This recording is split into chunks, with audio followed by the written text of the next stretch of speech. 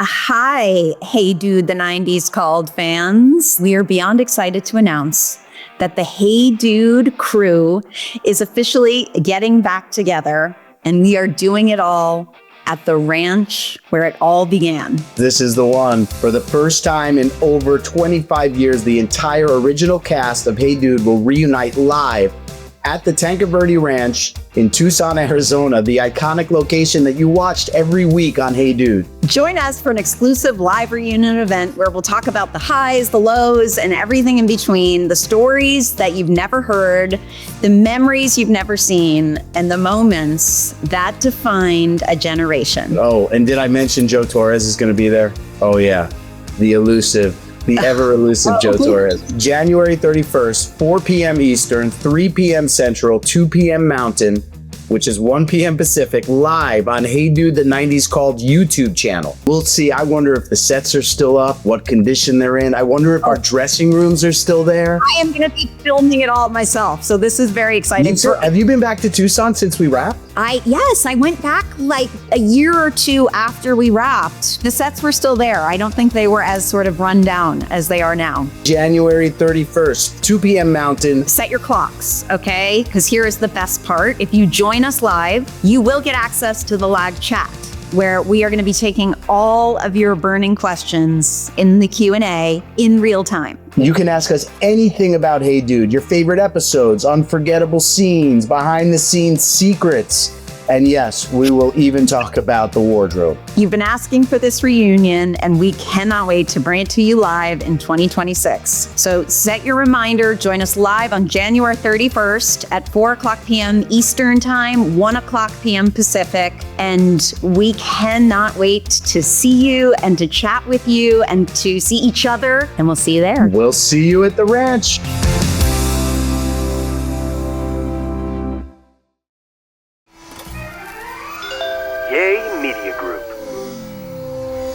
I'm a humongous reality TV show fan, and that's what I want to talk to you about. Is so you're a Housewives fan? Who are your cast? Yeah. Who do you love? all of it. Me and my wife, all of it. So off brand for you, buddy. I know it really is. A housewife fan.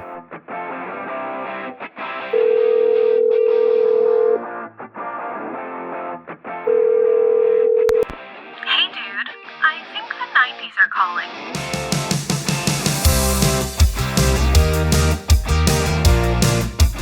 Hey everyone, welcome to Hey Dude, the 90s called podcast. I am Christine Taylor, and I am here with my partner in nostalgia, David Lasher. Hello. Hi, Happy New Year. Happy New Year to our listeners. Happy New Year to you, David. We're back 2026. Yes. Sounds so weird. Year. I know. Exciting.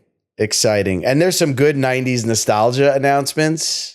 Did you see this? I know. Well, we have to talk about this because this is like Baywatch coming back.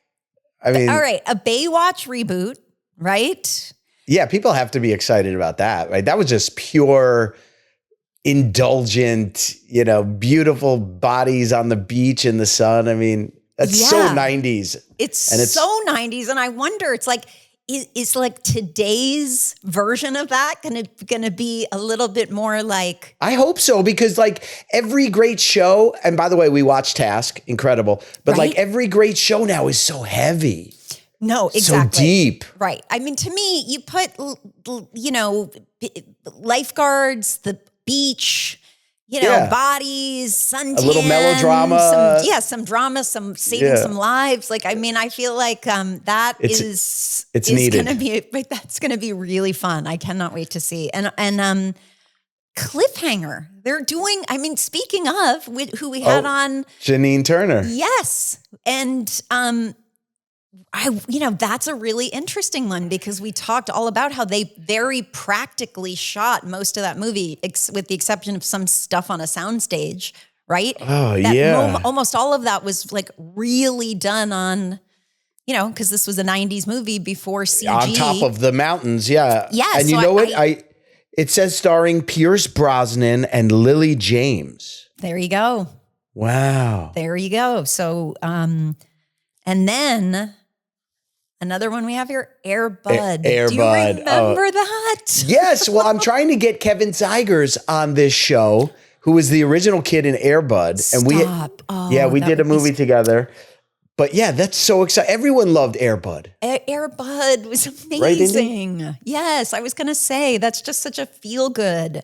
I mean, I love the reboots, but I think, that's why we're doing a 90s podcast I'm just such a sucker for the originals of most of I know, these. but I think it's a symbol of like 90s mentality being needed and coming back again. Buffy the Vampire Slayer is going into production, and like these fun 90s kind of feel good entertainment. Yes. And while we're on that, conversation, just talking about good segue. 90s and feel good and a throwback. I feel like we talked about it a little maybe several months ago, but it looks like we are going to be doing a reunion of our own. Hey, dude, reunion on the set in Tucson. Sometime in the upcoming months, we will, or month, dare I say, is time.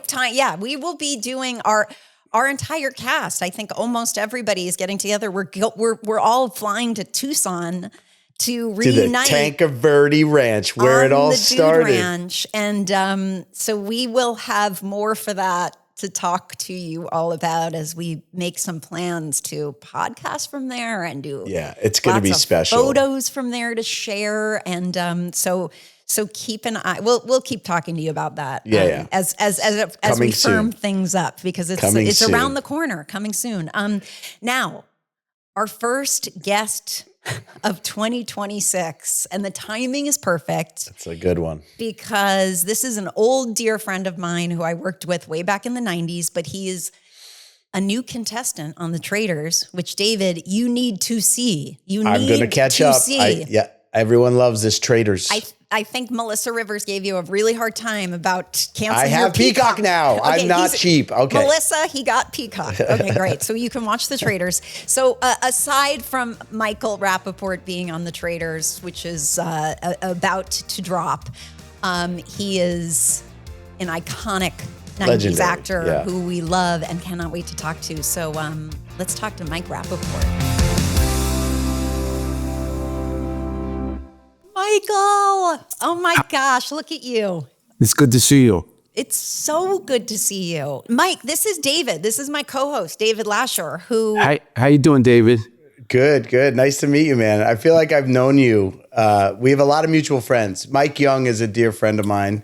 Good people.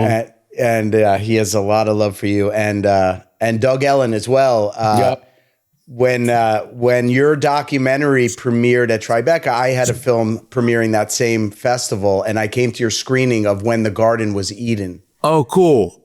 And Christine, have you ever seen that? No, I haven't seen it. Oh my God, dude, Ben would freak out. It's I'm sure the 1970s Knicks, like as rock stars in a city that needed them so badly. It is so freaking well done, man. I love that. Thank you. Yeah. I don't know if Ben. I'm sure maybe Ben probably saw it. It's 100%, definitely 100%. Yes, 100%. I think there's actually a picture of him and his parents, because we started talking, like at one point there's a whole thing about the celebrities going to the garden in the, back in the days, before now, where every celebrity goes. Right. And at the time it was the first place where that was happening. We were talking. So listen, when I talked to you about coming on, I brought this up because aside from the fact that you and I worked together in the 90s on a little movie that, the whole world saw, that everybody saw, called Kiss Toledo Goodbye.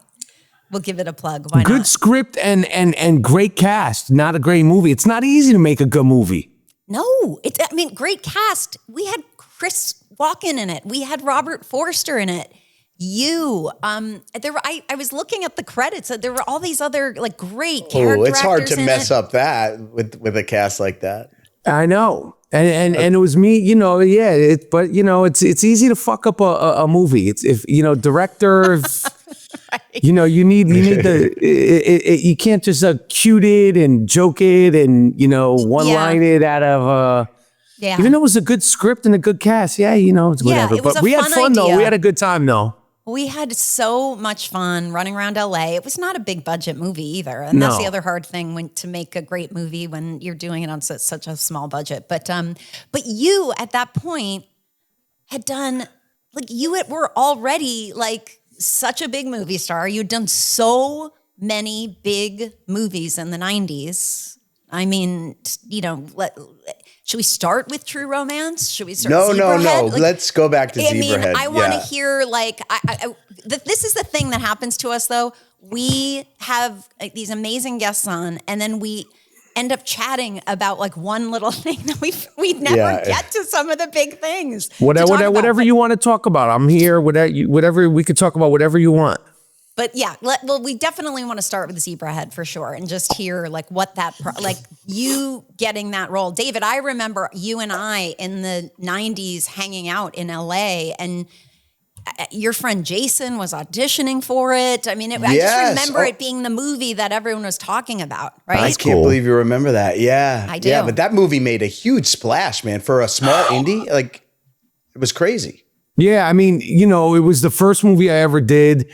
I had done just a 10-line part on the TV show called China Beach before that. Right. But I had very clear that I wanted to be an actor. And, you know, I heard about the script, and I heard Oliver Stone was producing it.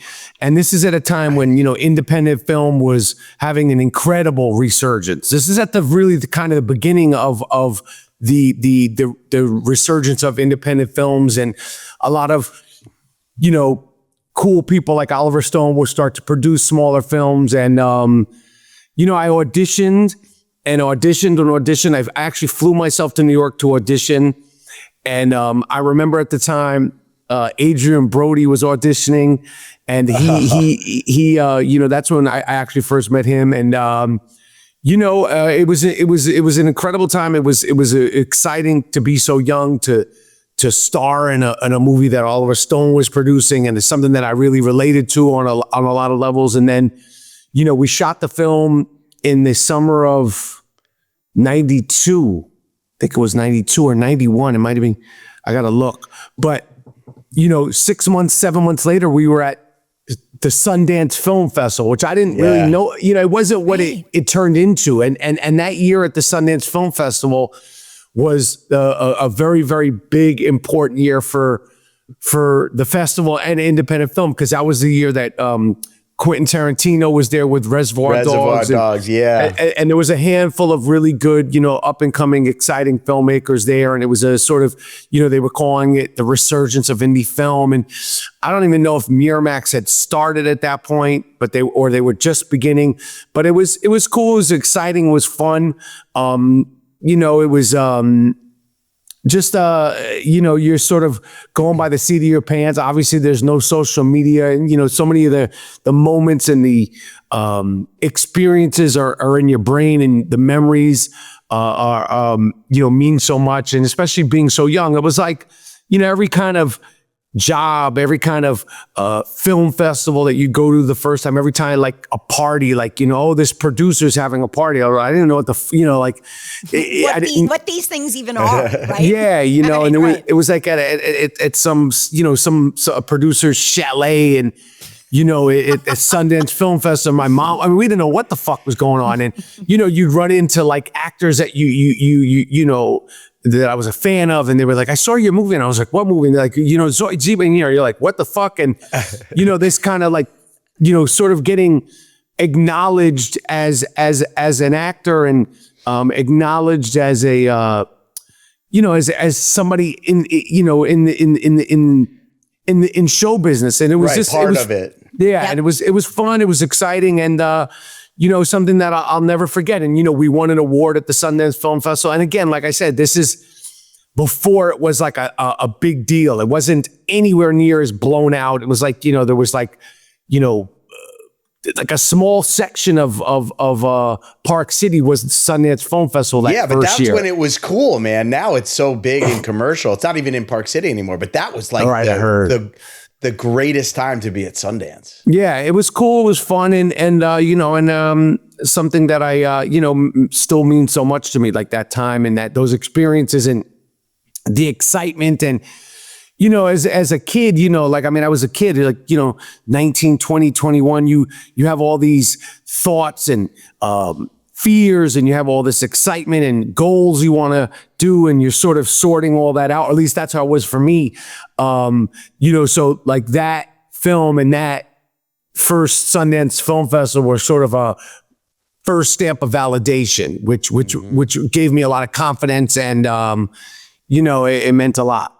Did that change things instantly for you? I mean, was that sort of like the attention you needed and that got you into doors more, or were you getting offered things? I mean, I was, you know, when I look back at the time, like, obviously it changed things, but you know, when I looked back at the time, like, I never, you know, we worked when we were younger, Christine. Like, you know, I didn't have a bad attitude. I had a very good attitude and a very humble attitude and an appreciative attitude for everything that I was experiencing and every opportunity that I had.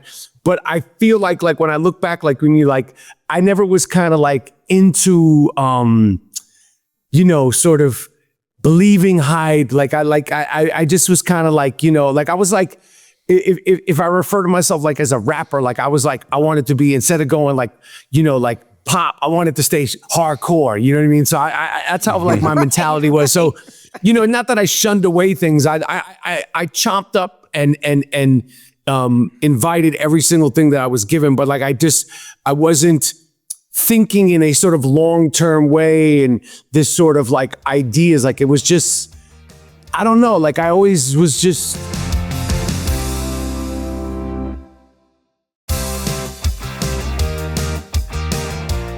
I still have like a part of myself that's like kind of like happy to be here, and there's like a fan in me that I definitely had when I was younger, that I still have. Like I don't take any, I never really did take any jobs or opportunities for granted, and you know, like I still get excited to meet people and see people and work with people, and I'm a fan first, and that fan is still a big part of who I am as a person, and I don't know if that makes sense, but it's just does. Of course you can't lose that, man. Yeah. Then you're just jaded. I never lost that. I don't take for granted seeing people that I admire. I don't take for granted going to a Knicks game and sitting courtside. Like I still am like, oh shit. Like, you know, like I still get that excitement from all that. Yes. I still get excitement from working with people that I have a lot of respect for. And like, I still just, I don't know. There's like, I think that's a good thing in a way, you know, because it's the best thing. It's like the child in you is still, I mean, it's very childlike in a way, but it's also like deeply appreciative. And also I think something that as we get older, you can't take those things for granted. You can't because you have perspective now. But even in the moment, I remember it too. Like you talked about some of those first, like the first big premiere or the first time you went to one of those places, and it still has that magical feeling to me. That's those feelings, and to be able to hold on to that, I agree. I still. There's never a moment where if I'm in the company of somebody that I admire or have see on TV or in the movies or a musician or an athlete, I mean, I'm literally like revert back to being like a 10-year-old girl. Because it's so cool. It is so cool. Yes. Michael, did you meet Quentin at that Sundance year? Because I see your next huge movie is True Romance, which we got to talk about, but was that connected? Not at all. But I met him, and you know, like I said, there was so much excitement around Reservoir Dogs, and like the name Quentin Tarantino is like, you know, this, you know, and obviously this is coming all, you know, when Scorsese's like off of Goodfellas, so like any Italian sounding filmmaker, you're like, oh shit, this is the next Francis Ford Coppola or Brian De Palma, Quentin Tarantino, and you know, and I remember, you know. There were so many comparisons, and it's funny because his films are nothing like that. But you know, at the time, because of the gangster aspect and the gore and the violence, there were so many comparisons to him to Martin Scorsese or the next Martin Scorsese and all that stuff. Although I don't think his filmmaking again is derived from that. I mean, what he does is so unique and so one of a kind. But I just remember that, and I remember hearing his name and then seeing the film at the festival and then meeting him and chilling with him, and he's the same way he is now. It couldn't be. Talk about a fan. He's the biggest fan of everybody. Right, absolutely. Fucking encyclopedia of everything. We'll talk to anybody about music, film, books, and shit like that. And that's still the same guy that I see when I'm around. I'm like, we're not like great friends, or and I've never I've never been in his films as a director, but I just remember the excitement about him, and I remember him being super excited about being there. Like I remember that, like there was an award ceremony, and I also remember the first time I did an interview on TV. It's funny you remember these things, but the first time I did an interview, what was his name? Kurt Loder used to have an MTV. Oh, MTV, yes, of course. Movie show, and he was at the Sundance Film Festival, and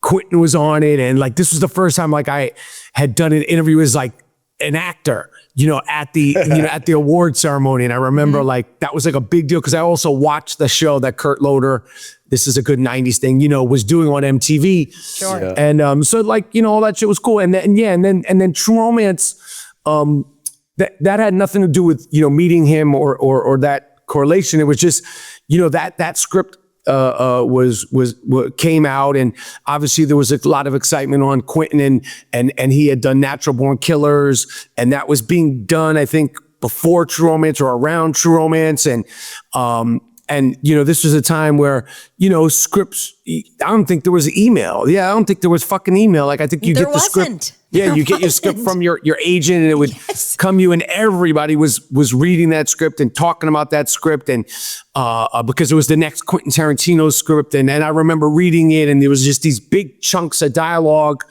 in the script. I remember reading the actual pages, and, it was so unique at the time. And I auditioned for a couple of different parts, and then you started to hear, oh, well, Christian Slater's going to do it. I was like, oh shit! And then Patricia Arquette, she got cast, and she had done nothing. She had only done that. Had she done Flirting with Disaster at that point yet? Fuck, I don't know. Maybe I didn't know her. I don't know if she did, but I know that she did. Indian Runner, which is a Sean Penn movie. Viggo Mortensen was his first film, and Patricia was in that. That's all I knew her from. I didn't know her from I knew her last name because of her sister. Sure. And like she got cast, and then I went back into audition something else, and they were like, it had like Christopher Walken's. This is when they put the photos of the casting. They still do that, but this is at the time. And, I remember being in the casting office, and they're like, oh shit. Oh, Christopher Walken's playing the mob dude. And, and like, oh, like Bronson Pinchot's doing this. And then I came back, I kept auditioning for different parts. And then, finally I cause I was going to audition for one of the cops. I was young, so I wasn't really ready I was like 23 years old. I looked, 23 years old. So I wasn't ready to play a cop. Like, I don't think I wasn't old enough to do that. And then, but Tony Scott and Risa Bramon and the other casting director, who I'm forgetting her name. She's still a great casting director and still so supportive. Oh man, what the fuck is her name? Mary Vernew. Oh yeah. And the late great Tony Scott could not have been more, like, for me to be 23 and auditioning for that, and for all three of them, Risa Bramon, Mary Vernew, and the late great Tony Scott, to be so encouraging to me as a young actor meant everything to me. Because they kept having me come back and audition, and then call back, and then read for another part and call back. And then finally, one of them suggested that I audition for Dick Ritchie. And and I remember going in there, it was on a 4th of July weekend. And I remember everybody was talking about this film. Like, it was like it was a time where, was it 4 billion projects, and it was Quentin Tarantino. And like I said, there was so much excitement on him on Reservoir Dogs and Natural Born Killers was also Tony Scott was such a huge director too. He was making hit after Top hit Gun. after hit, everything. He was huge. Yeah. And I remember like they had me come in on a Saturday to audition, which is unusual. And I said to Tony Scott, and I said to him, I said, I want this part. Do not let me leave until I get this right. And we auditioned. And I remember that night being at a party, running into a friend, like, yeah, I auditioned for Dick Ritchie. Oh shit, you're in audition for Dick Ritchie. But I was just like, there's certain times where you just feel like it's going to go your way. And then like that Tuesday, like cause it was a holiday weekend, I believe it was 4th of July. Like I got the part, and I was that character. Like I was like, I got the part, like it was it's so meta because the scene where your character is auditioning, I remember that where you're like, it's so awkward. You're like driving, you're like, look out, and then that's probably the audition scene you were doing. Yeah. and that's what I was. I mean, I was that actor. Like I was so excited to get it. And, and then to be on that set with Christian Slater and fucking Brad Pitt was like, you knew he was going to like pop off. And you did? Oh man, he had done California. He did Thelma and Louise. At Thelma and Louise, you knew that was a movie star. Right. And then he had done, what's the movie with Robert Redford when he had the hair? Legends of the Fall. Oh no, A River Runs Through It. River runs through it, right. Yeah. Legends of the Fall came later, and I remember, when we were shooting, he was dating Juliette Lewis, and she came onto the set, and we became friends, and James Gandolfini, the late James Gandolfini, was nervous as shit. He was so fucking nervous the entire time, and he'd done nothing. He'd done like I don't even know the first thing he did. He was so nervous and so like couldn't believe he was there. And I would go to the set because you would hear like, oh, they're gonna shoot the scene with. I was there when they did the scene with Christopher Walken and Dennis Hopper. Like I somehow set myself up to go to the set because you knew that was going to happen. Like I was such a fucking fan. Like, and I watched them shoot the scene, and iconic scene. Incredible. Yeah. I mean, and I watched them shoot the scene with Patricia Arquette and James Gandolfini where he's beating her up. I watched the whole. Memorable. Yeah, so because I was such a fan, and like. I was so excited to be there. And, I remember driving up to set one day and I had no scenes with them, but we must have been shooting the same day or some. Yeah, I think we were shooting the same day. And Christopher Walken was at the craft service in this, black, cool, like trench coat. And like, this is like a heavyweight for me. This like, oh yeah. Christopher Walken is like a heavyweight for me. Like, and I was like, I remember distinctly like driving up and like seeing him like, to the side, like, and I was like, oh shit, and man, the late great Val Kilmer, and oh my god, right, he played Elvis, right, and Gary Oldman, because I had auditioned for that part too, the Drexel part. I remember I read for that part too, and and I remember talking to him, and like he was, because I like I had a thick New York accent, I talk a lot of shit. Like I remember him like. Tripping off the way I spoke because he was kind of like Gary Oldman, trying to pick up on your accent, on just whoever. But I remember he was like, "Where are you from?" and all that, and I was bugging out. I was like, "Fucking in the," I think it was in the hair trailer, or makeup hair trailer. And Gary, I'm like, I'm tripping, like I'm a professional, but like inside I'm bugging out. Yeah, like I'm bugging out that I'm there with them. So it was a very exciting time and a very exciting. Film. And it was, I would say out of all the things that I've done, that's probably the one film that I knew was going to be great because of the director, the casting, the script, and there was just a momentum from the casting through the shooting, through the whole thing. And that's a film that, to this day, probably once a day somebody will mention that to me, like in the street or something. True Romance. Oh yeah, I think it's Quentin's best script. It's beyond, above all else, it's a beautiful love story. These two would die for each other, man. It's a perfect movie. Mm-hmm. But speaking of screenplays, a good friend of mine, Scott Rosenberg, wrote a movie called Beautiful Girls, which I mean still holds up. I know everybody. It's like it's like a rite of passage to watch that movie when you like become a man. Like It's such a great film. Amazing cast. Again, Ted what was Demme, that? Ted Demme, the another late great director. The late great Ted Demme. That was a special movie, very special movie, and your character is so memorable. Thank you. I mean, man, you don't want to lose that girl. That's no. And she can't stand you. A similar thing, like I was, enormously excited to do the film.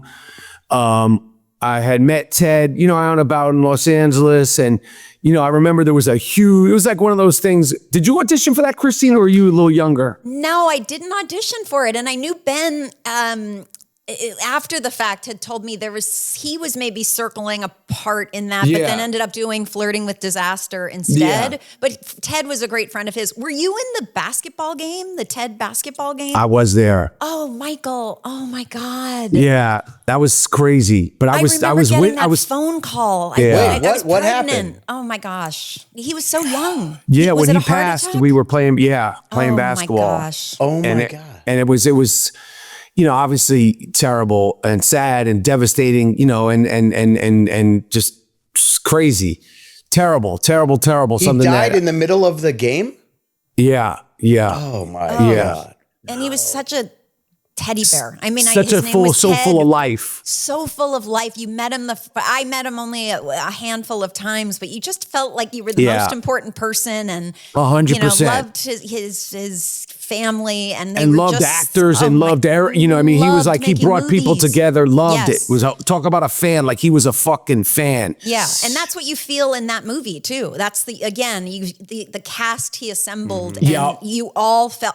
I bought it. Every single one of you that you were all. And then little Natalie Portman, like this precocious little kid. I mean, she was incredible. Yeah, that was awesome. Like it was obviously Natalie had just done The Professional. So everybody saw that film, and she was incredible. Like this again. You like certain people, like there's a handful of people that I've come across where you just like, that person is unique. She was one of them as a kid. Mm-hmm. And, I was obviously Ted, and the auditioning process was one of these like fucking cattle calls, like all the, this sort of guys for all different ages, shapes, sizes showed up. And I remember that.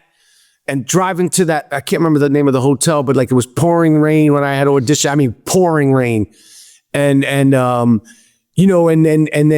getting the part and the cast. Uma Thurman had just done Pulp Fiction, so she was it was as exciting as you could be. This was like where she was like at her she's had but that was like where like she had like all her superpowers. Because she had just done Pulp Fiction, and she was obviously, that film was incredible, and she was beautiful and a movie star, and like this, like she's one of the people like she's one of the people like I remember being like struck by her just beauty. Like I was, this is like a giraffe or some shit. Like she was like 6 feet tall, like a gazelle. Like she's like this big, not Cuban, and fun and very sort of self-effacing But it was Uma Thurman off of Pulp Fiction. So, you're just tripping out off her. And I had these scenes with her. Well, cast perfectly, too, because that is exactly the impact. That's exactly what all the you guys in the movie feel about her. Like, we're bugging off her. Right, and exactly. and I was bugging off her because, you're just like tripping out off her. And just like her,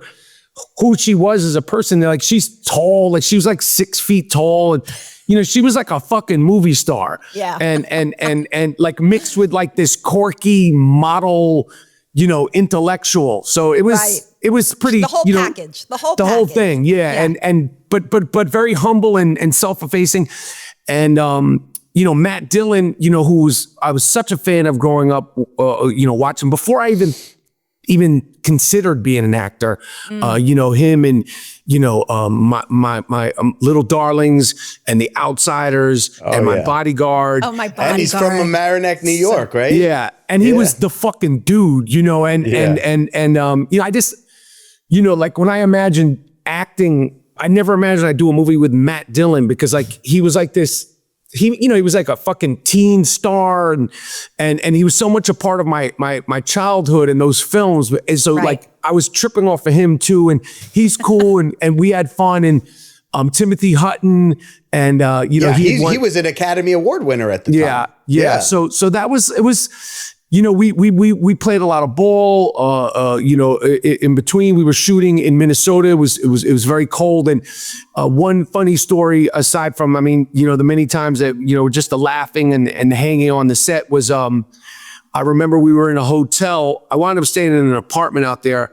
like some sort of like rental thing. But I remember we were all in a hotel to begin with, and running into Steve Buscemi, who I had met also at the Sundance Film Festival because he was there for, I can't remember the name of the movie, but he had just done the movie that the Coen Barton Fink, and I remember like he was in Reservoir Dogs, and he was at that Sundance Film Festival with Quentin that first time I was there, and yes, and so I had met him there, and he was just an up and coming dude, and but he was unique and special. Right. But I remember being in the elevator with him, and it was a couple of people from our movie, and he was walking in, and I was like, "Oh shit, what are you doing?" He said, "Oh, I'm doing this movie with the Coen brothers." He said, "Oh, yeah, well, we have to leave because there's no snow, and like the whole movie needs to be snow." And I was like, "What's it called?" And it was Fargo. So they had to leave town because there was no. They needed snow, right? And they needed like big snow shots, so they left town and. They went on to make Fargo and we made Beautiful Girls. But like those things you remember because, just the excitement of it and just being a fan, like I was a fan of his and the Coen brothers like, oh shit, they're in Minnesota. Like, what the fuck? And, what are you doing? They're in Minnesota and we're in the same hotel. And it wasn't like you had cell phone. I don't think we had no, I didn't own no. You didn't have a flip phone. Like there was a flip phone on the set was like a private jet. Like, you'd get the producer's flip phone and you'd be like, can I use your flip phone? The big producer would have the phone, right? It was like literally like now, like if, you got a private jet, like, yo, let me make some phone calls. And I was like, I'd be calling my friends in New York, yo, I'm in Minnesota. Yo, yeah, I'm doing this movie with Matt Dillon and shit. Like, yo, this is crazy. My phone has no wire on it. Oh, shit.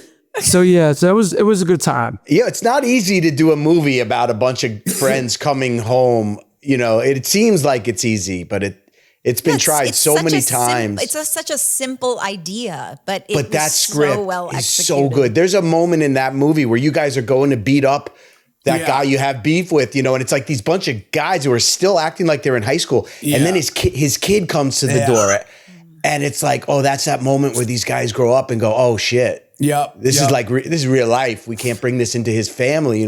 Just a beautiful moment that still sticks with me. Yeah, I was nuts making that movie. I was fucking. I mean, I was. It was just like fun and.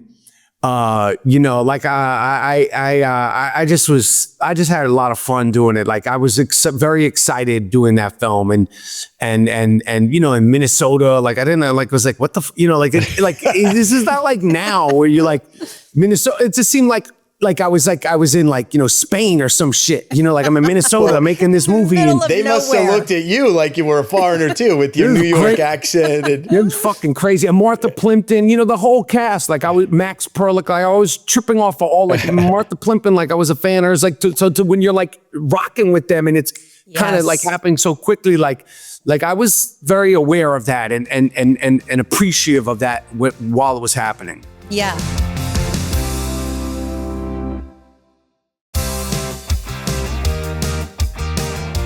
We got to talk about Higher Learning because that is a movie that I just remember was so impactful at a period of time in our world where it wasn't as common as what we experience today. The whole story of that film, and I just want to know because you're so not that character. And I want to know what your process was and was that something you had to audition for? Was that something you got offered?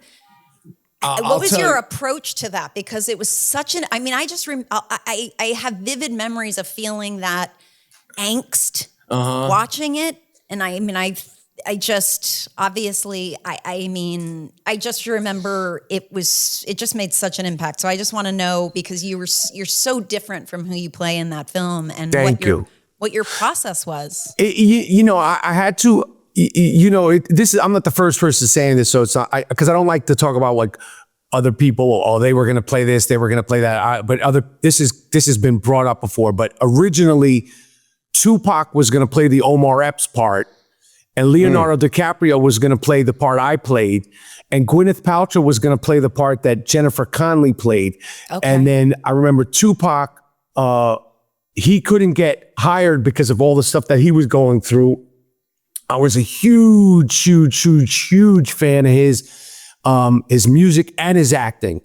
I was a huge fan of his. When he did Juice, like I was a fucking huge fan. And I'd already been a fan of his music, but he didn't, he had just had one album.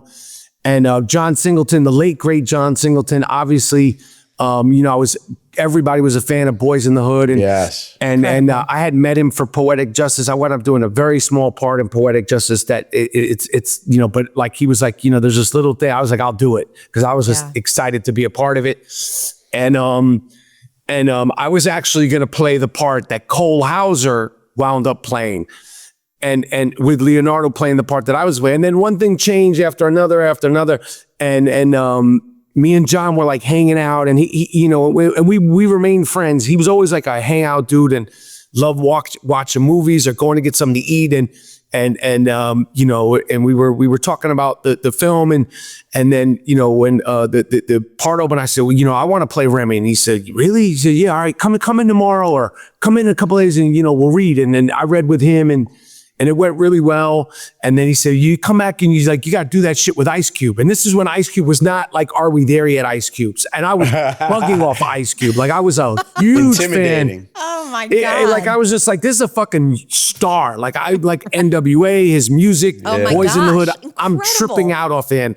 But I was like, as far as acting, I never care about offending people. Like it's acting. It's like Cowboys and Indians. It's like good guys, bad guys. So I went in there, read with Ice Cube, and we were improvising, and I'm saying all this crazy racist shit, and and I think I did it a couple of times, and then he kind of cast me, and then we started reading other people for the part that Omar Epps played, and eventually he cast me in, and like I said, at the time, and still to this day, like I don't judge the characters that I'm playing. I don't look at them as bad or as good. I was aware that the guy was, a sick person, but I wasn't like, I'm playing this race. I was in sort of in a self-effacing way, like in a funny way. But like when I'm thinking about like the performance, I'm just like playing it genuine and playing him, regular. So I didn't care about what people thought or,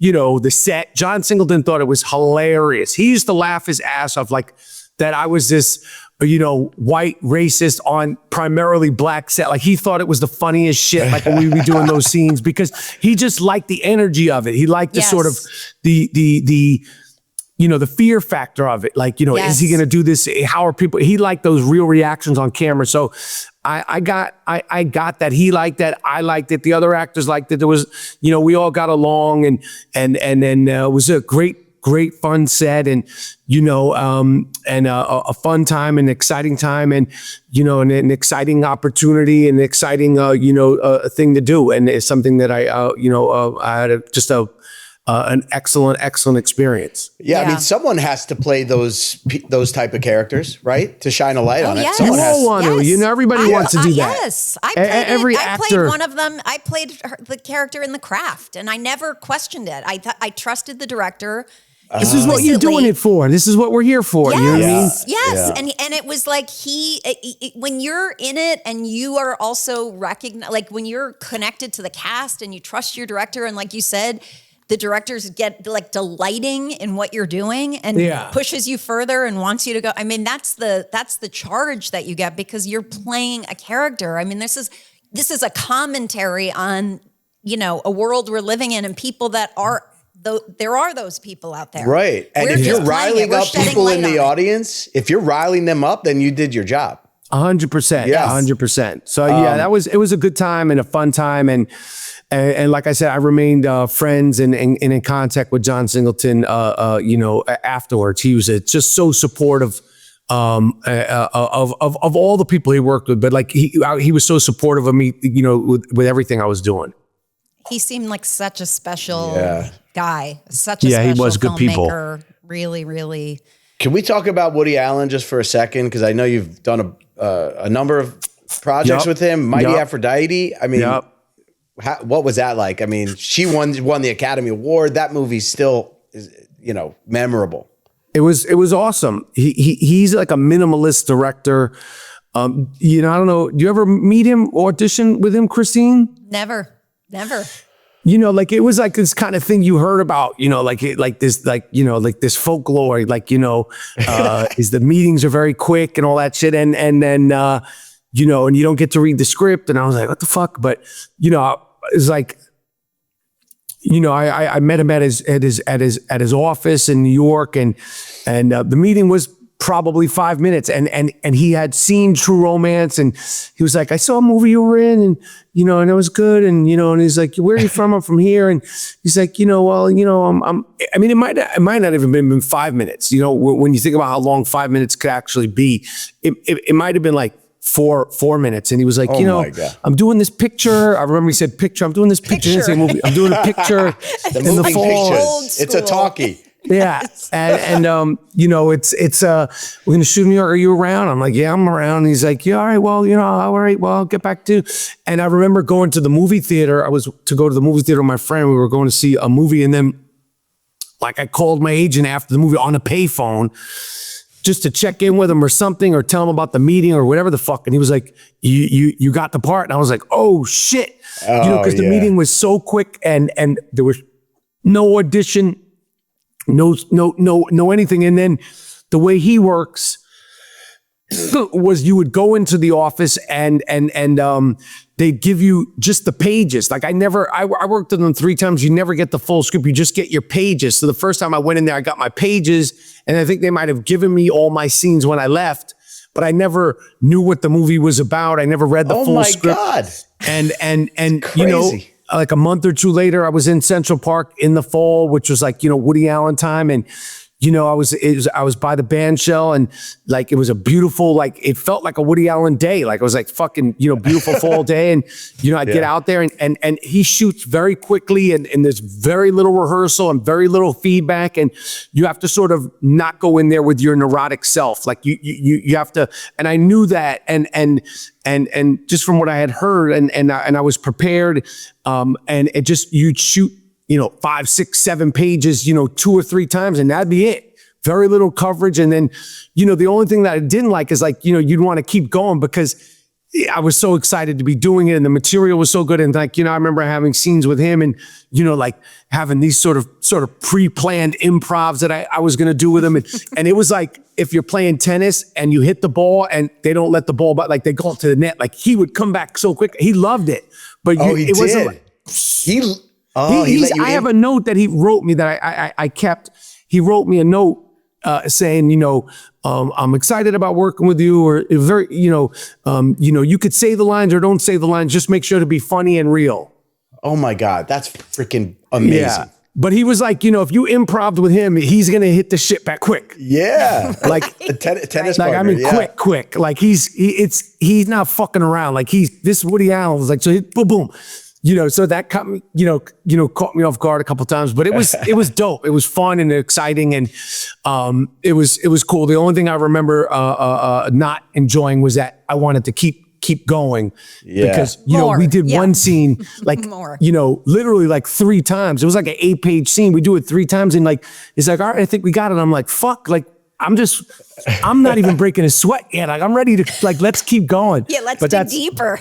Yeah, that's how he did it. So it was cool. It's awesome. It's a classic. Christine, you're going to want to talk about this Traitors thing, right? I mean, all I can talk about, because I'm sure Michael can't talk about it that much. Do you fuck with Traitors, Christine? Okay, well, there's 2 things I need to talk to you about. I'm obsessed. Shit. We're obsessed with the Traitors. Obsessed with it. It's just so good. You've shot it, right? Correct? That's all you can do is nod. I understand. Yeah, I could tell you. Yeah, I shot it. I mean, I could tell you just what, they announced the cast. Yes, the cast. I had fun, and I was obviously a humongous fan of it, and I'm a humongous reality TV show fan. Yes, and that's what I want to talk to you about. So you're a Housewives fan? Who are your cast? Yeah. Who do you love? All of it. I mean, me and my wife, all of it. So off brand for you. I know, buddy. it really is. No, I'm a in Housewife Salt Lake fan right now. I'm heavy duty. Don't you see, you get it. You understand as an actress, and especially the kind of comedy that you are capable of, you must be inspired to the gills from these women. It's incredible. It's some of the greatest showmanship. It's some of the greatest moments. You can't write it, to be honest. Some of the stuff. But do you get inspired? Like, are you like, as a comedian, are you like, this is a different level even of like the highest of the highest? Oh, absolutely. But I'm also sort of, like, some of them I'm actually sort of blown away that, like, some of them I actually feel like, okay, is this person just an incredible performer, or is this really an insane person?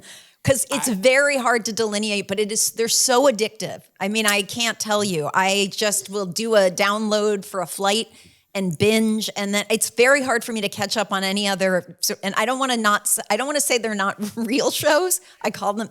They're not even guilty pleasures. The Salt Lake City pleasures. One? Well, Salt Lake City is popping right now, so that's why she's talking about that. But I mean, we watch all of it. Like, we're right there with Salt Lake right now. Okay. I think me and Kibi.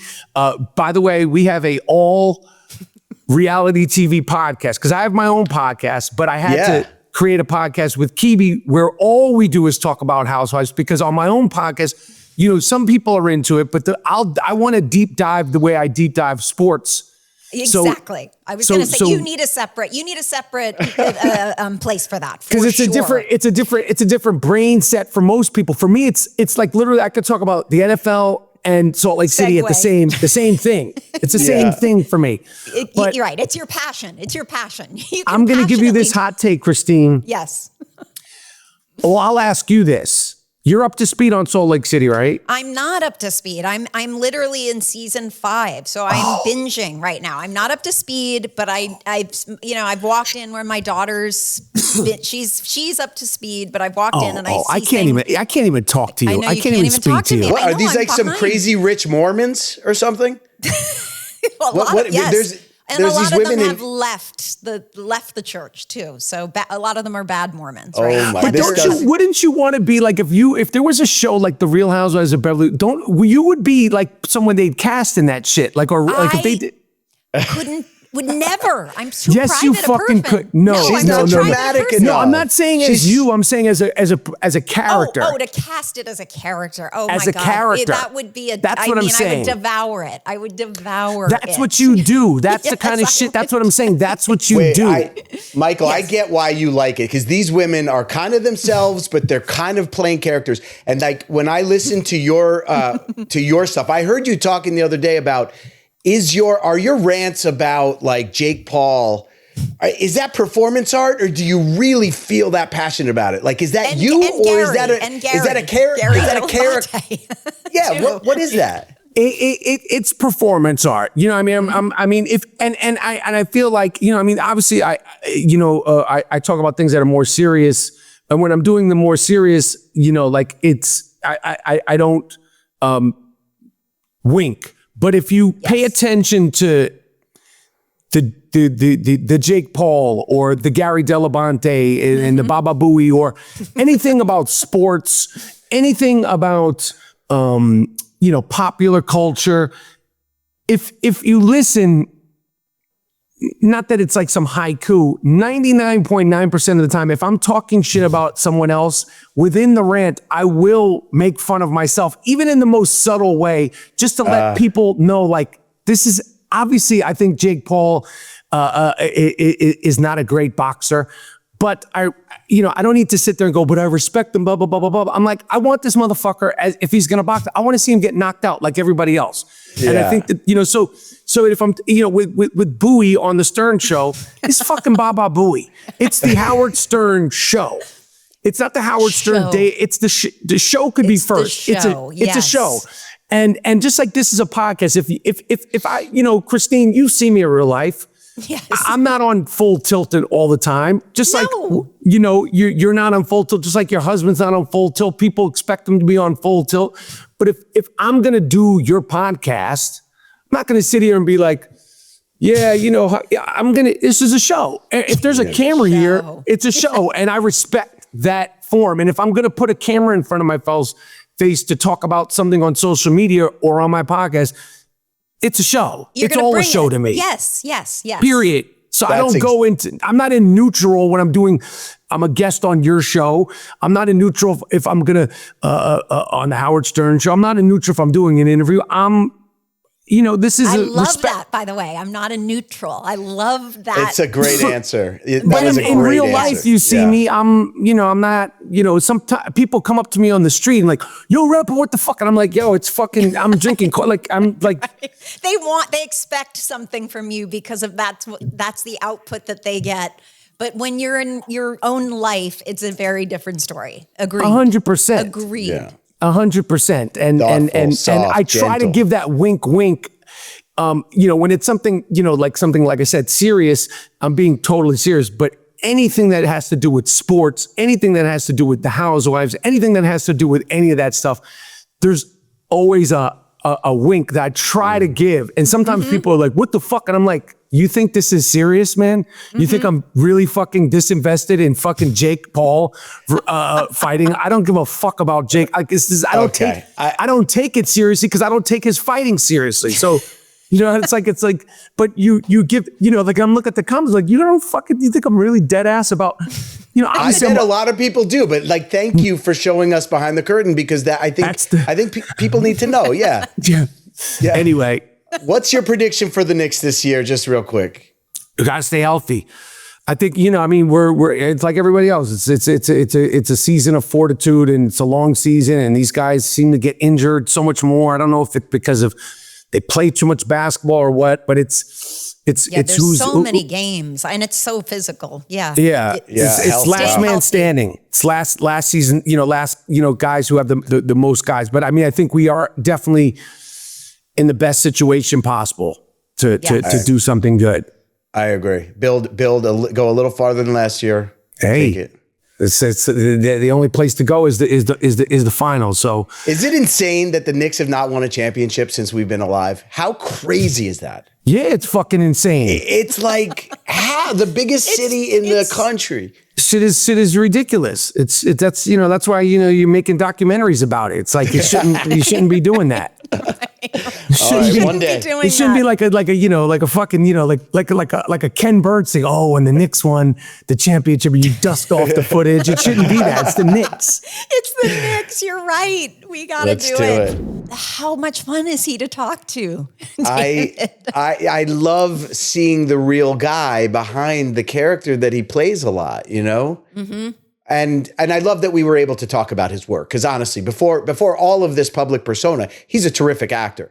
Well, yeah, that's the thing. I think so many people, like the younger generation of like I said, Quinn will send me his social media clips of things of his rants about the Knicks and stuff, and I. He has done a tremendous amount of great work as an actor in really high quality movies with some of the best directors and actors. And I remember my experience working with him. He does take the craft very seriously. He wasn't just like you said, he was always in awe of the people he was working with and he wanted to step it up and bring it. Yeah. And that was my memory of him. I remember thinking like because he's also so funny too, and I remember thinking like, wow, he is a very thoughtful actor and performer and not what you expect. It's like that with a lot of, I think, comedic actors and it's always so surprising to me when they are like when they can be very laser focused on the work. But what a great, I just love the way he loves movies, the way he is such a fan, the way he talks he appreciates. He's so grateful that he gets to sit close up to the Knick game and to meet all these people, and it's never lost on him. That keeps life exciting. I love that. I love that about him. Yeah, that was so much fun. And I know I knew we weren't going to be able to get a lot of information on the Traitors because they signed serious. It's like shot and in the can and it's coming out. And if he started talking, like we don't know if he's the first one to go. Who else is on this cast? Oh my gosh.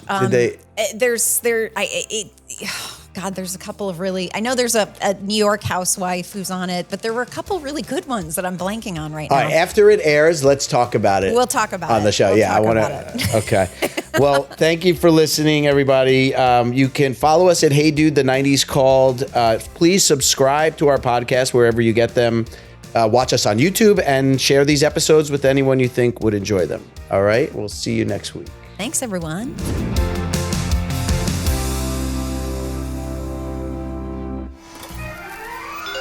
Yay Media Group.